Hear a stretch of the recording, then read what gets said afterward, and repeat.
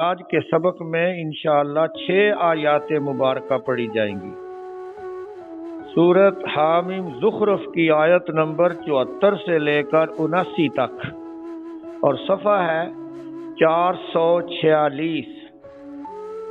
صفحہ کھول کر بیٹھیں اور الفاظ پر نظر رکھیں تاکہ قرآن اچھی طرح سمجھ آئے۔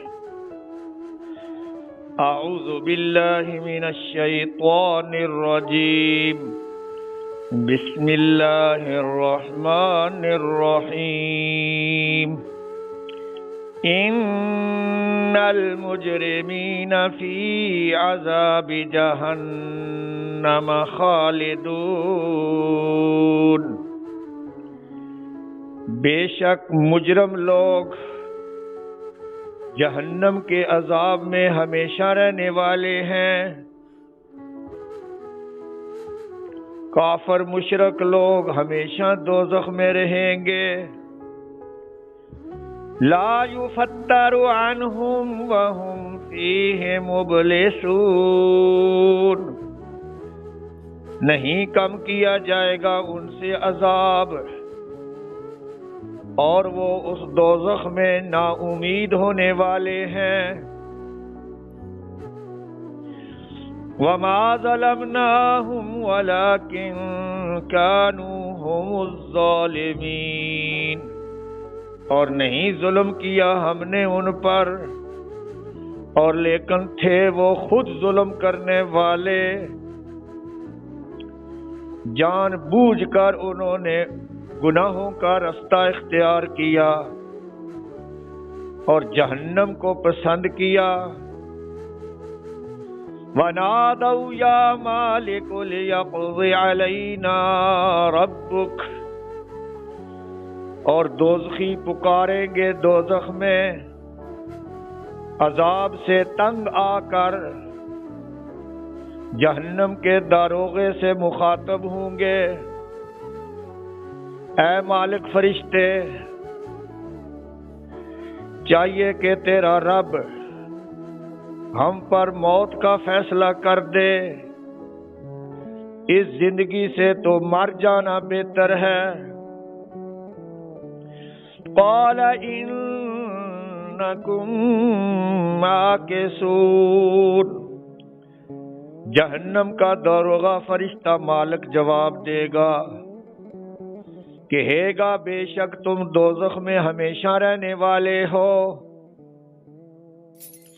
لقد جئناکم بالحق ولکن اکثرکم للحق کارہون، بے شک ہم تمہارے پاس حق لے کر آئے ہیں، قرآن پاک لے کر آئے ہیں، اور لیکن اکثر تمہارے حق کو ناپسند کرنے والے ہیں، قرآن پاک انہیں اچھا نہیں لگتا۔ ام ابرموا امرا فإنا مبرمون، کیا مکے کے کافروں نے اپنا منصوبہ پکا کر لیا ہے،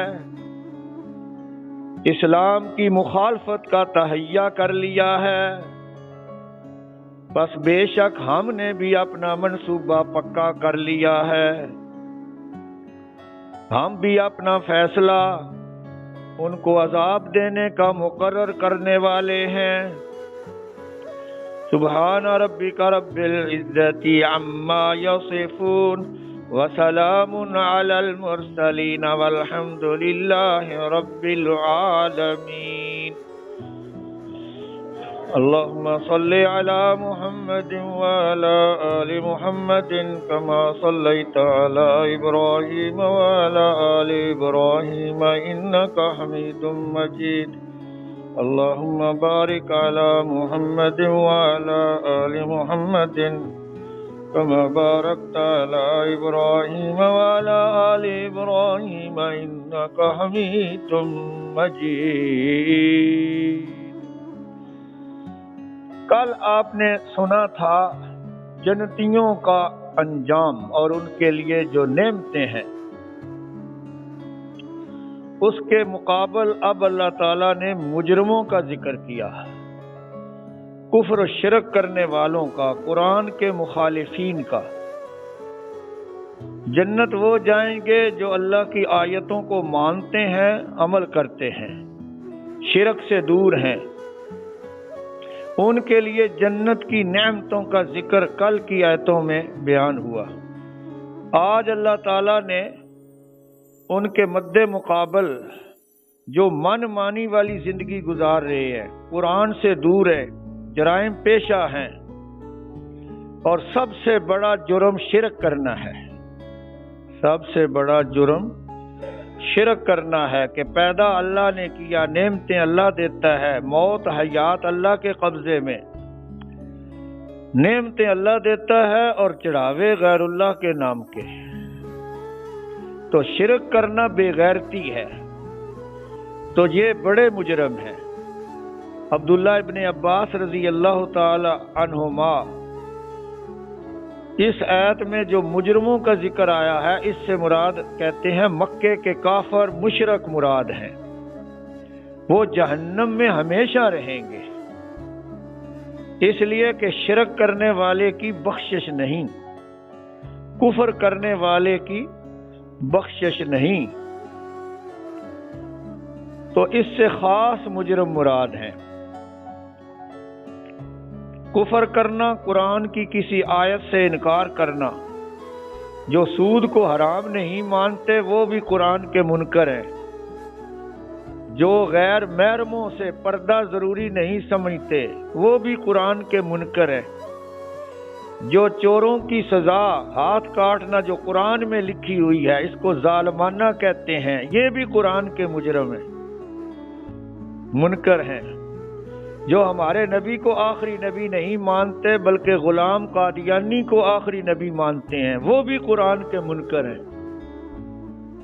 صحابہ کو اللہ تعالیٰ نے فرمایا ہے اولئک ھم المؤمنون حقا، میرے نبی کے صحابہ پکے سچے مومن ہیں۔ جو صحابہ کے کیڑے نکالتے ہیں وہ بھی قرآن کے منکر ہیں، تو یہ سارے لوگ دوزخ جائیں گے۔ شیعہ کے اندر کچھ ایسے لوگ بھی ہیں جو کہتے ہیں یہ قرآن اصلی نہیں، یہ صحابہ کا بنایا ہوا ہے، اصلی قرآن غیب ہے، وہ 12واں امام جب برآمد ہوگا تو لے کر آئے گا۔ یہ لوگ بھی کافر ہیں کیونکہ قرآن کے منکر ہیں۔ تو جو بھی قرآن کا منکر ہے وہ ہمیشہ دوزخ میں رہے گا۔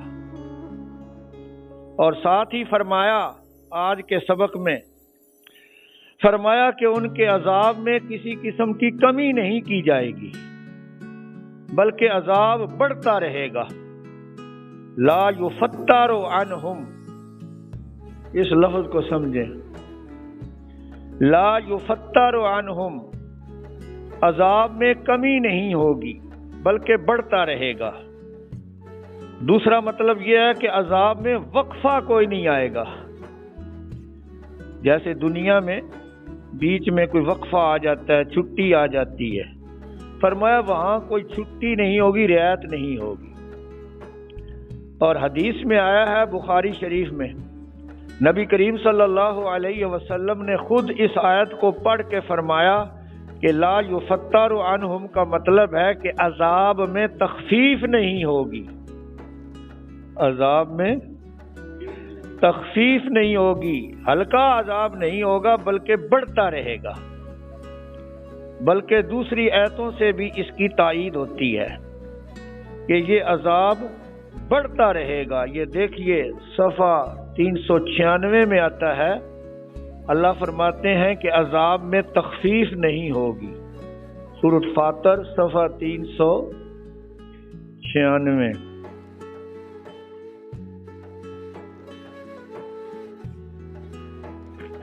سورۃ یاسین سے پہلی سورت ہے، سورۃ فاطر کی آیت نمبر ہے 36، صفحہ نمبر 396 کی چوتھی سطر۔ وَالَّذِينَ كَفَرُوا لَهُمْ نَارُ جَهَنَّمَ اور جنہوں نے کفر کیا، قرآن کی باتوں کو نہ مانا، ان کے لیے ہے جہنم کی آگ، ان کے لیے ہے جہنم کی آگ، لا یقضی علیہم فیموتوا، نہیں فیصلہ کیا جائے گا ان پر کہ مر جائیں، ان پر کبھی موت نہیں آئے گی کہ موت سے ہی راحت مل جائے۔ ولا یخفف عنہم من عذابها، اور نہیں ہلکا کیا جائے گا ان سے اس کے عذاب میں سے کچھ بھی، تھوڑی سی بھی رعایت نہیں ملے گی، تھوڑی سی۔ کذالک نجزی کل کفور، اسی طرح ہم سزا دیں گے ہر کفر کرنے والے کو۔ وَهُمْ يَصْطَرِخُونَ فِيهَا، اور وہ چیخو پکار کرتے رہیں گے دوزخ میں، ربنا اخرجنا، اے رب ہمارے نکال ہم کو دوزخ سے، نعمل صالحا، ہم نیک عمل کریں گے، غیر الذی کننا نعمل، سوائے ان عملوں کے جو پہلے کیا کرتے تھے۔ پہلے تو ہر وقت برائیوں میں رہتے تھے، اب نیکیاں کریں گے۔ پہلے شرک کرتے تھے، قبروں کی پوجا کرتے تھے، جعلی پیروں کے آگے ہر وقت بیٹھے رہتے تھے، اے اللہ اب تیری مسجد میں بیٹھے رہیں گے۔ پہلے گانوں فلموں میں محظوظ ہوتے تھے، اب قرآن پڑھے اور سنیں گے۔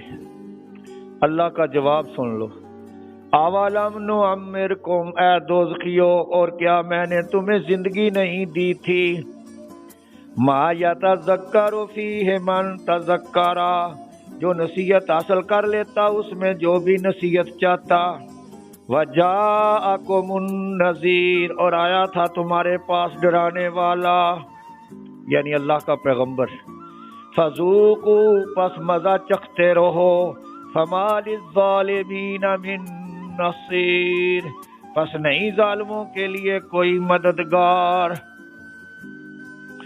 تو لہذا دوزخ کے عذاب میں کوئی کمی نہیں ہوگی۔ دوزخی تمنا کریں گے کہ کاش ہم مر جائیں، لیکن موت بھی نہیں آئے گی۔ اللہ فرماتے ہیں جو اپنے پاؤں پر خود کلاڑی مارے، جان بوجھ کر قرآن سے دور رہے، مسجدوں سے دور رہے، اللہ سے دور رہے، اس کا مطلب یہ ہے کہ اس نے دوزخ کو پسند کر لیا۔ کس کو پسند کر لیا؟ تو جس چیز کو پسند کیا ہے پھر وہاں تو جانا پڑے گا۔ اور اللہ فرماتے ہیں موت کی تمنا کریں گے۔ کس کی تمنا کریں گے؟ موت کی، کہ شاید مر جائیں، مٹی بن جائیں تو بچ جائیں، لیکن فرمایا کہ موت بھی نہیں آئے گی۔ خود موت کو پکاریں گے، اے موت تو آ جا۔ تو اللہ تعالیٰ فرماتے ہیں ایک موت کو بلاتے ہو، ہزاروں موتوں کو بلاؤ، پھر بھی موت نہیں آئے گی، پھر بھی موت نہیں آئے گی۔ اور آج کے سبق میں یہ بھی آیا ہے کہ جو دوزخ کا بڑا فرشتہ ہے خازن، جس کا نام ہے مالک، دوزخ کے سب سے بڑے فرشتے کا، جو کہ دوزخ کا سپریٹینڈنٹ ہوگا، جیسے دنیا میں بھی سپریٹینڈنٹ جیل ہوتے ہیں، سپریٹینڈنٹ جیل ہوتے ہیں یا نہیں؟ تو اسی طرح دوزخ کا جو سب سے بڑا فرشتہ ہے اس کا نام کیا ہے؟ مالک۔ دوزخی عذاب سے تنگ آ کر مالک فرشتے سے فریاد کریں گے کہ اے مالک فرشتے، تیرا رب ہم پر موت کا فیصلہ نہیں کر سکتا، ہم مر جاتے ہیں، اس زندگی سے تو موت بہتر ہے۔ اے فرشتے ہماری سفارش کر تاکہ ہم یہاں مر جائیں، راکھ بن جائیں، ہم تو اس عذاب سے تنگ آ گئے، شاید ہماری جان چھوٹ جائے۔ تو فرشتے کا جواب سن لو، قال انکم ماکثون، مالک فرشتہ جواب دے گا بے شک تم ہمیشہ رہنے والے ہو، بے شک تم،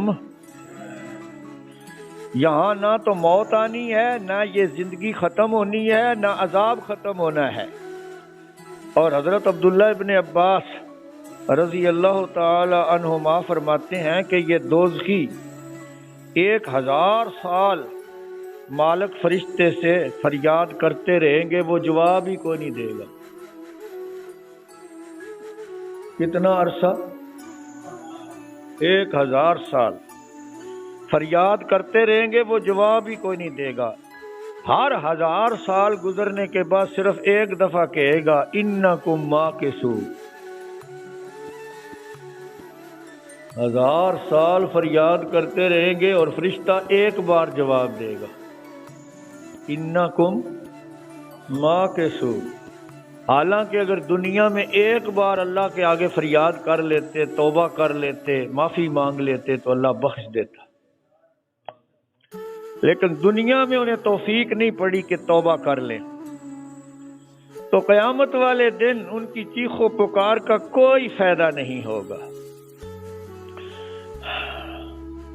درخواست کریں گے کہ ہمیں واپس لوٹائے اللہ، ہم اب نیک عمل کریں گے،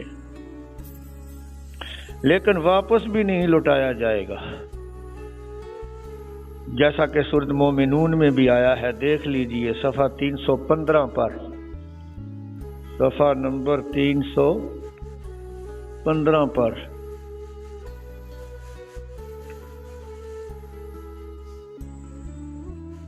دوسری سطر،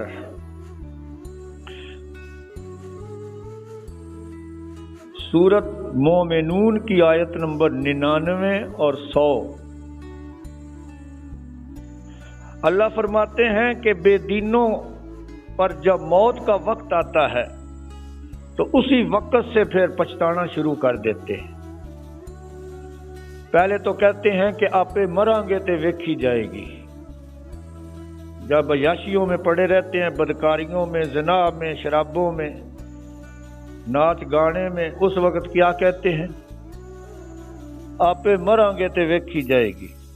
لیکن جب فرشتے آ جاتے ہیں موت نکالنے، جان نکالنے کے لیے، تو پھر سنو کیا کہتے ہیں، حتی اذا جاء احدهم الموت، حتیٰ کہ جب آ جاتی ہے ان میں سے کسی ایک کو موت، قال رب ارجعون، کہتا ہے اے رب میرے واپس لوٹا مجھ کو، لعلی اعمل صالحا، تاکہ میں نیک عمل کر لوں، فیما ترکتو، اس زندگی میں جسے میں چھوڑ رہا ہوں، کلا ہرگز نہیں، انہا کلمۃ هو قائلها، بے شک وہ اس کے منہ کی بات ہے جو کہہ رہا ہے، ومن ورائہم برزخ، اور پیچھے موت کے برزخ ہے، الی یوم یبعثون، اس دن تک جس دن مردے قبروں سے اٹھائے جائیں گے۔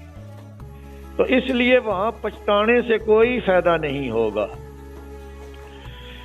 اب وقت ہے کہ آدمی توبہ کر لے اور اپنا راستہ صحیح کر لے اور قرآن کو پڑھنے لگ جائے، بلکہ قرآن کی باتوں پر یقین کرے اور ان پر عمل کرے، کیونکہ عمل سے زندگی بنتی ہے، صرف چاہنے سے کچھ نہیں ہوتا۔ اللہ فرماتے ہیں مکے کے کافروں اور ساری دنیا کے کافروں، قیامت والے دن جو پچھتاؤ گے اور تمہیں کوئی فائدہ نہیں ملے گا، اب ہم تمہارے پاس حق لے کر آئے ہیں۔ کیا لے کر آتے؟ حق سے مراد قرآن۔ عبداللہ ابن عباس فرماتے ہیں حق سے مراد قرآن۔ اللہ فرما رہے ہیں قیامت والے دن پچھتانے سے بہتر ہے کہ اب قرآن کی طرف آ جاؤ، ہم تمہارے پاس حق لے کر آئے ہیں، حضرت محمد صلی اللہ علیہ وسلم کو تمہارے لیے پیغمبر بنا کر بھیجا ہے، ان کی بات مان لو، شرک چھوڑ دو، برادری کی رسمیں چھوڑ دو، اب ٹائم ہے، بعد میں پچھتانے سے کیا فائدہ ہوگا۔ اب جنہوں نے بچپن میں نہیں پڑھا تو اب بالکل بڈھے بن گئے، اب وہ پڑھ سکتے ہیں، میٹرک کر سکتے ہیں، بلکہ وہ تو ناظر قرآن پڑھنا بھی ان کے لیے مشکل ہے۔ اب پچھتائے کیا ہوت جب چڑیاں چگ گئیں کھیت۔ تو اس لیے اللہ پاک فرما رہے ہیں کہ اب موقع ہے، ہم تمہارے پاس حق لے کر آئے ہیں۔ تو یہ قرآن کس کی کتاب ہے؟ اس لیے فرمایا ہم تمہارے پاس حق لے کر آئے ہیں، لیکن تمہارا حال یہ ہے کہ تمہارے اکثر حق سے نفرت کرنے والے۔ تم میں سے زیادہ کون ہے حق سے نفرت کرنے والے، حق کو ناپسند کرنے والے؟ وَلَٰكِنَّ أَكْثَرَكُمْ لِلْحَقِّ كَارِهُونَ، اور لیکن اکثر تمہارے حق کو ناپسند کرنے والے ہیں۔ کارہون میں نے ناپسند کرنا، اسی سے لفظ ہے اردو میں مکروہ۔ مکروہ چیز وہ ہوتی ہے جو ناپسندیدہ ہو، جیسے کہتے ہیں بلی کا جوٹھا مکروہ ہے، یعنی ناپسندیدہ ہے۔ اس لیے کہتے ہیں کوئی غریب غربا ہو تو کھا لے، جو آدمی کو اللہ تعالیٰ نے وسعت دی ہے تو وہ اجتناب کرے۔ ناپسندیدہ چیز کو مکروہ کہتے ہیں۔ کراہت بھی اسی سے ہے، اردو میں استعمال ہوتا ہے کراہت۔ کراہت کا کیا معنی ہوتا ہے؟ مجھے اس سے کراہت ہے، میں پسند نہیں کرتا۔ فرمایا دنیا میں تم قرآن کو ناپسند کرتے ہو کہ ہم میٹرک کریں گے، MBA کریں گے، ہم جناب LLB کریں گے، ہم نے لیڈر بننا ہے، قرآن کی ہمیں کوئی ضرورت نہیں۔ قرآن جانے اور مولوی جانے، حافظ جانے، ہمارا کیا تعلق ہے قرآن سے؟ تم قرآن سے نفرت کرتے تھے۔ مکے کے کافر بھی قرآن کو ناپسند کرتے تھے۔ نضر بن حارث ایران سے گانے والی لونڈیاں لے آیا تھا، قصے کہانیوں کی کتابیں لے آیا تھا، اور مکے کے لوگوں سے کہا کہ محمد کا قرآن نہ سنو، جو میں لونڈیاں لے کر آیا ہوں ان کے گیت سنو۔ سورۃ لقمان میں آتا ہے، اس سورت میں سورۃ لقمان کے شروع میں آتا ہے، اس نے کہا نضر بن حارث نے محمد کا قرآن نہ سنو، گانے سنو، یہ لونڈیاں میں بڑی قیمتی خرید کر لایا ہوں، بڑی خوبصورت ہیں، بڑے اچھے گیت گاتی ہیں، تم گانے سنو۔ تو لوگوں کو غلط چیزوں پر لگا دیتا ہے شیطان۔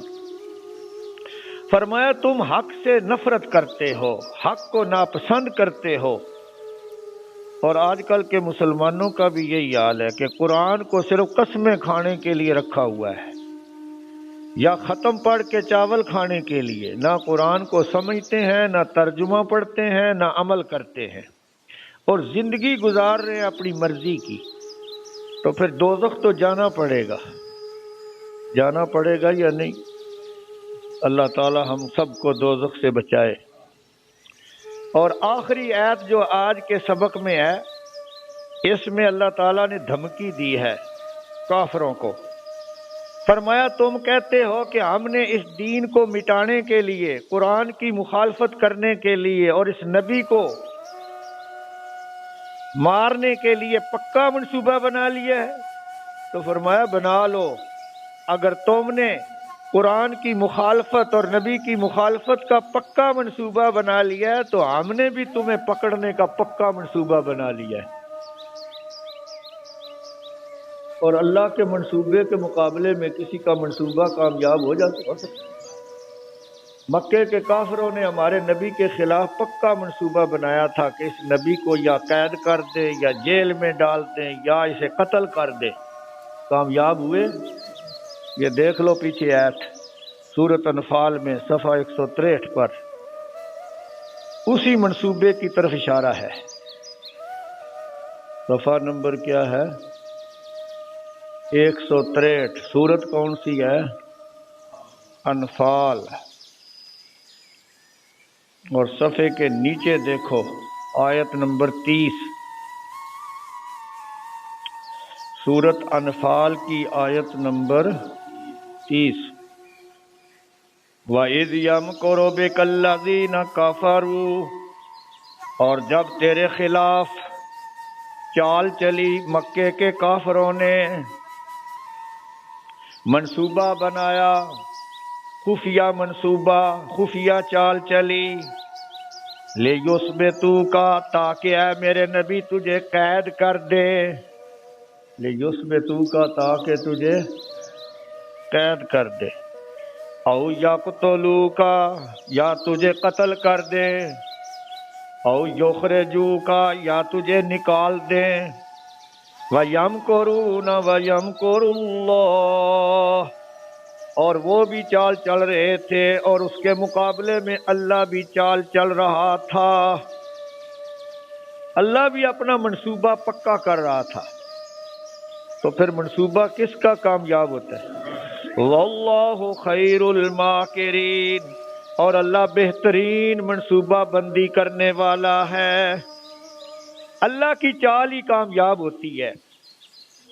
عارضی طور پر ہمارے نبی کو مکہ چھوڑنا پڑا، لیکن چند ہی سالوں بعد فاتحانہ مکے میں داخل ہو گئے، مکہ ہی نہیں پورا عرب فتح کر لیا، تو بات کس کی پوری ہوتی ہے؟ اور جو اسلام کو مٹانا چاہتے تھے وہ جنگ بدر میں خود مٹ گئے۔ نور خدا ہے کفر کی حرکت پہ خطہ زن، پھونکوں سے یہ چراغ بجھایا نہ جائے گا۔ تو اللہ تعالیٰ فرما رہے ہیں کہ منصوبہ میرا پکا ہے۔ کس کا منصوبہ پکا ہے؟ ذوالفقار علی بھٹو نے بھی کہا تھا ایک دفعہ کہ میری کرسی بڑی مضبوط ہے، اللہ نے اس کو تختہ دار پر لٹکوا دیا۔ کرسی کس کی پکی ہے؟ صرف اللہ کی، مغرور نہیں ہونا چاہیے۔ یہی مطلب ہے آخری آیت کا۔ ام ابرمو، ام کا معنی کیا؟ ام کا معنی بلکہ۔ علامہ محمود آلوسی نے روح المعانی میں فرمایا ہے کہ یہ ام منقطعہ ہے، اس کا معنی بلکہ کرنا زیادہ بہتر ہے، لیکن کیا بھی ٹھیک ہے۔ بلکہ ان مکے کے کافروں نے ایک پکا منصوبہ بنا لیا ہے ایک کام کا، یعنی اس دین کی مخالفت کرنی ہے، روڑے اٹکانے ہیں، قرآن کے قانون کو آگے نہیں پھیلنے دینا۔ فرمایا پس بے شک ہم نے بھی پکا منصوبہ بنا لیا ہے، ان کو چھوڑیں گے نہیں، دنیا میں بھی پکڑیں گے اور مرنے کے بعد جہنم پہنچا دیں گے۔ یہ جو لفظ آیا نا ابرمو، اس کا معنی ہوتا ہے بات کو پکا کرنا، تہیہ کر لینا، ٹھان لینا، ٹھان لینا۔ انہوں نے ایک بات ٹھان لی ہے تو ہم نے بھی ایک بات ٹھان لی ہے۔ عبداللہ ابن عباس نے اس کا ترجمہ کیا ام ابرم امرن احکام امرن، پکا کر لیا ہے اپنا کام، تو ہم نے بھی اپنا منصوبہ پکا کر لیا ہے۔ یہ لفظ دراصل اردو کا جو لفظ ہے نا برما، اسی سے بنا ہے۔ برما، برما سوراخ کرنے کے لیے ہوتا ہے، وہ بھی پکے لوہے کا ہوتا ہے، بلکہ اس کے آگے ٹپ بھی لگاتے ہیں، تو پکا ہونا اس کا معنی ہے۔ اسی سے تقدیر مبرم، پکی تقدیر جو بدلتی نہیں ہے، تو کسی چیز کو پکا کرنا اس کا مفہوم ہے۔ ارشاد فرمایا ان المجرمین، بے شک مجرم لوگ،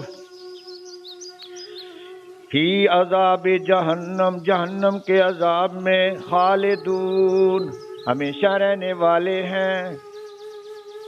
کیونکہ ہمیشہ رہنے کا ذکر ہے تو اس سے مراد خاص مجرم ہے، کفر شرک کرنے والے، کیونکہ جو گنہگار مسلمان ہیں وہ اپنا عذاب بھگت کر صحیح عقیدے کی وجہ سے، شرک سے دور ہونے کی وجہ سے، کفر سے دور ہونے کی وجہ سے بالآخر جنت سے نکالے جائیں گے، جیسا کہ صحیح حدیثوں میں آیا ہے۔ لا یفتر عنہم، نہیں کم کیا جائے گا ان سے عذاب۔ یفتر کو فاعل جو ہے یہ عذاب ہے، نہ تو عذاب میں وقفہ آئے گا نہ کم ہوگا۔ وَهُمْ فِيهِ مُبْلِسُونَ، اور وہ اس میں نا امید ہونے والے ہیں، اور وہ اس میں مطلب ہے کہ نا امید ہو جائیں گے کہ ہم دوزخ سے کبھی نکل نہیں سکتے۔ وما ظلمناہم، اور نہیں ظلم کیا ہم نے ان پر۔